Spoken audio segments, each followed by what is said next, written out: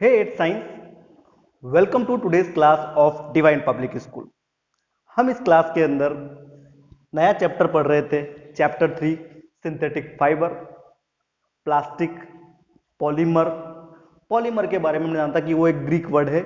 Poly का मतलब होता है मैनी, बहुत सारे, और मर का मतलब होता है यूनिट। यूनिट। अब हम बात करेंगे पॉलीमराइजेशन। पॉलीमराइजेशन क्या होता है?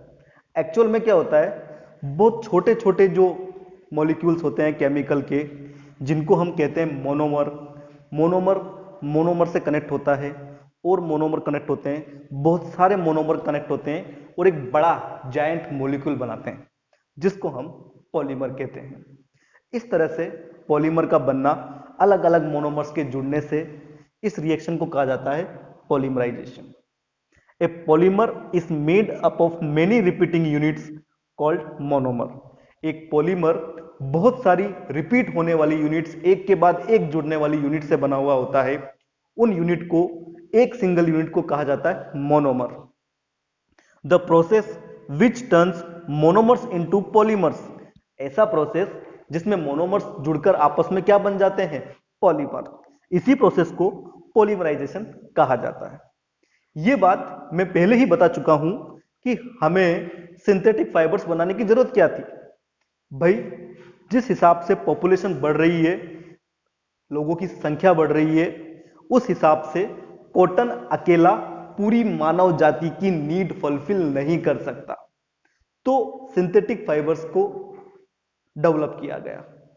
नहीं तो हम लोग मौसम पे, जलवायु पे, मिट्टी के ऊपर डिपेंड करते रह जाएंगे, क्योंकि कॉटन को उगने के लिए कुछ खास कंडीशंस चाहिए, जैसा कि मैं आपको बता रहा हूं।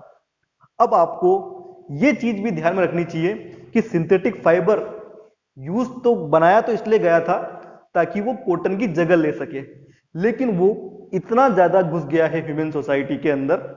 इसके कुछ खास कारण हैं। They dry quickly.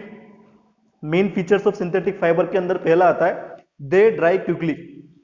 एक तो सिंथेटिक फाइबर कॉटन के कंपैरिजन में जल्दी सूख जाता है। They are very durable.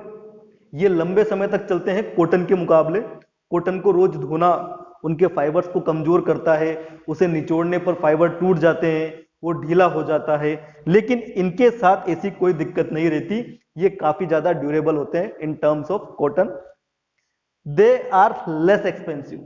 ये बहुत सस्ते होते हैं, चीप होते हैं। ये फीचर्स ने इनको धीरे धीरे ह्यूमन सोसाइटी के अंदर बहुत ज्यादा पॉपुलर कर दिया।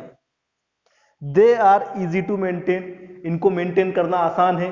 सपोज कीजिए आपके पास एक कॉटन की शर्ट है, वो कॉटन की शर्ट आप बिना आयरन किए हुए नहीं पहन सकते, उसमें काफी ज्यादा सलवटें आ जाती है। लेकिन अगर वो रेयन की है, टेरिकोट की है, पॉलिएस्टर की है, तो आप उसको एक बार के लिए बिना प्रेस किए भी पहन सकते हैं। Types of synthetic fibre. Synthetic fibre काफी तरह के होते हैं। अपना सिलेबस अपन को 3-4 टाइप्स के बारे में बताता है जो बहुत ही आसान है। Rayon, nylon, polyester, acrylic. Rayon, nylon, polyester, acrylic. आइए जानते हैं बारी बारी से इन सब के बारे में। आप लोग अपने नोट्स बनाते चलिए। रेयोन, इसका एक नाम और फेमस है मार्केट में, आर्टिफिशियल सिल्क। क्यों है, चलिए बात करते हैं। मोस्ट वाइडली यूज्ड फाइबर, सबसे ज्यादा पॉपुलर, सबसे ज्यादा यूज होने वाला जो फाइबर है वो रेयोन है। सबसे ज्यादा इसकी डिमांड है। सिल्की टेक्सचर, ये है वो कारण कि रेयोन को आर्टिफिशियल सिल्क बोला जाता है। अब सिल्क तो काफी कॉस्टली होता है just because of its process. शहतूत का गार्डन लगाओ, उस पे रेशम के कीड़े पालो, रेशम के कीड़े पालने के बाद उनका वेट करो, एक कोकून से कितना रेशम निकलेगा, एक साड़ी बनाने के लिए कितने कोकून चाहिए, शर्ट बनाने के लिए कितने कोकून चाहिए। लेकिन यहां ऐसा नहीं। Rayon is made by chemically treating cellulose. Rayon को बनाया जाता है नेचुरल सोर्स से। पेड़ पौधों के अंदर एक पल्प होता है, वुड पल्प, हम उसको कहा जाता है सेल्यूलोज। वुड पल्प के अंदर निकलता है सेल्यूलोज। ये एक नेचुरल सोर्स है, फिर भी रेयोन को कहा जाता है मैन मेड फाइबर। क्योंकि वो जो सेल्यूलोस निकला है, वो जो वुड पल्प में से सेल्यूलोस निकला है, उसका बहुत ज्यादा केमिकल ट्रीटमेंट करना पड़ता है आगे जाके, तो ये इतना ज्यादा नेचुरल नहीं रह पाता। ये एक मैन मेड फाइबर है, एक आर्टिफिशियल फाइबर है। ये नोट्स आप इस तरफ के नोट कर लीजिए वीडियो को पॉज करके। मुझे कुछ बच्चों ने कहा था कि आप बोर्ड के सामने रहते हो, पॉज करने के बाद आप इसको नोट कर सकते हो। अब आप ये वाला साइड नोट कर सकते हो वीडियो को पॉज करके।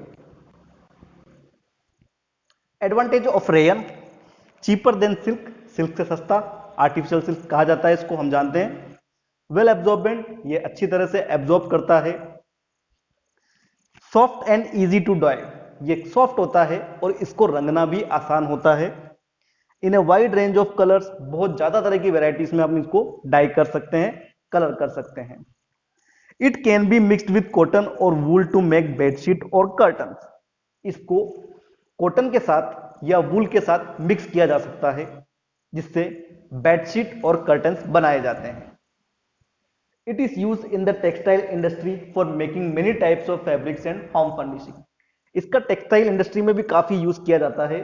इससे कई तरह के फैब्रिक्स बनाए जाते हैं अलग अलग रेशो में दूसरे फाइबर्स के साथ मिक्स करके, जो होम फर्निशिंग के लिए यूज होते हैं। हम लोग जानते हैं कर्टन्स वगैरह इससे बनाए जाते हैं।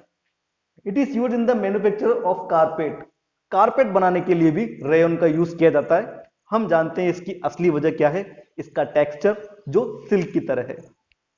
It is use for making bandages and surgical products, bandages, पट्टियां वगैरह, सर्जिकल प्रोडक्ट्स वगैरह बनाने में भी इसका यूज किया जाता है। That's it.